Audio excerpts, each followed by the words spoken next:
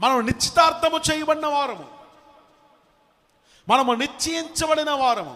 చెప్పండి, ఒకసారి నిశ్చితార్థం అయిన తర్వాత వేరొక పురుషుని ఆశించంటే ఆశించకూడదు, వేరొక స్త్రీని ఆశించంటే ఆశించకూడదు. మనం నిశ్చితార్థము చేయబడిన వారి కోసం ఎదురు చూడాలి.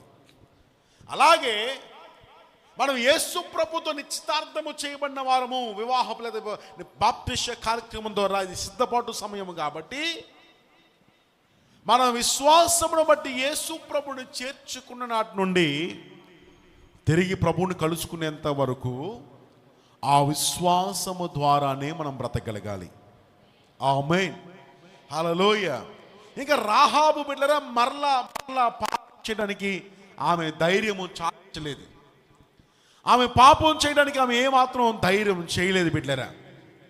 కాబట్టి దేవుని సంగమా కాస్త కోరుతున్నాను.